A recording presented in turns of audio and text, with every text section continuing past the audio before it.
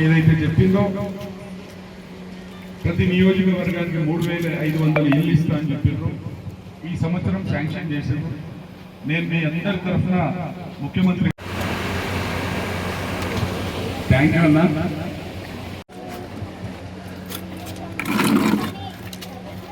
Congress party జిందాబాద్. నమస్కారం. మా అందరికీ సపోర్ట్గా నిలబడినందుకు అదేవిధంగా సొంత ఇల్లు లేని వారికి ఇస్తున్నాను హామీ చేశారు.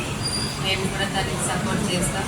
కాంగ్రెస్ తరఫున మేము అందరం తనకి సపోర్ట్ చేసి కాంగ్రెస్ని గెలిపిస్తాం.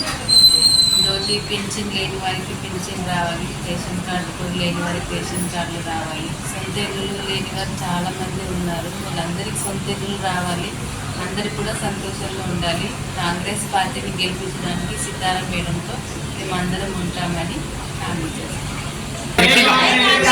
హస్తం గుర్తుకే, హస్తం గుర్తుకే, హస్తం గుర్తుకే. జై కాంగ్రెస్, జై కాంగ్రెస్.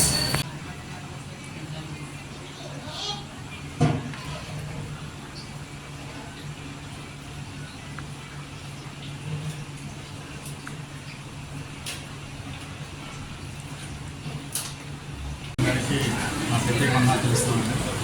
ఎందుకంటే ఈరోజు మేము దాదాపు మేడం ద్వారా ఈరోజు దేవనగర్లో ఈరోజు మీటింగ్ పెట్టడం జరిగింది. దాదాపు 60-70 మంది మేము ఈరోజు మేడం తరఫున మేము కాంగ్రెస్ పార్టీలో జాయిన్ కావడం జరిగింది. ఎందుకంటే మేడం ఎంతో మంచి సేవలు చేస్తున్నారు. ఆమె పని కూడా చాలా హార్డ్ వర్కింగ్ చేస్తున్నారు. కాబట్టి ఈరోజు ప్రభుత్వం మారినా కూడా మేము ఎప్పటికీ ఆమె మేడంతోనే మేము ఉంటాం అని చెప్పి మేము కోరుకుంటున్నాము. ఇంకోటి మాకు అందరికీ మంచి పని జరగాల.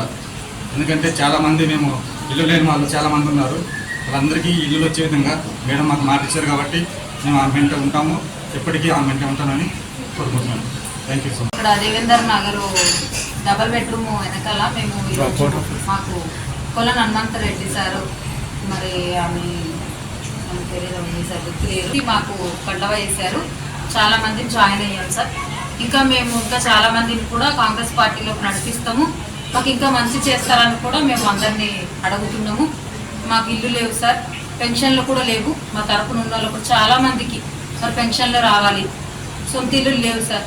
మాకు అందరూ సహకారంగా ఉండి మమ్మల్ని ముందుకు నడిపిస్తే మేము కూడా మరి కాంగ్రెస్ ప్రభుత్వాన్ని ముందుకు నడిపిస్తాం సార్. ఇప్పుడు జై కాంగ్రెస్. ఈ ప్రోగ్రాంలో ఎవరెవరు వచ్చింది? మనం కొలన్ హనుమంతరెడ్డి గారు, శ్రీలత మేడం, ఇంకా కొంతమంది ఉన్నారు సార్. ఎంతమంది జాయిన్ అయ్యారు? మేము ఒక 60-70 మంది దాకా జాయిన్ అయ్యాం సార్. ఇప్పుడు గవర్నమెంట్ నుంచి మీరు ఏం కోరుకుంటున్నారు? మాకు సొంత ఇల్లు లేవు సార్. ఓకే. మాకు కొంతమందికి మా వాళ్ళకి పెన్షన్లు రావాలి. ముసలి వాళ్ళు ఉన్నారు, కాళ్ళు లేని వాళ్ళు, చేతులు లేని వాళ్ళు, పళ్ళు బాగోలేని వాళ్ళు ఉన్నారు.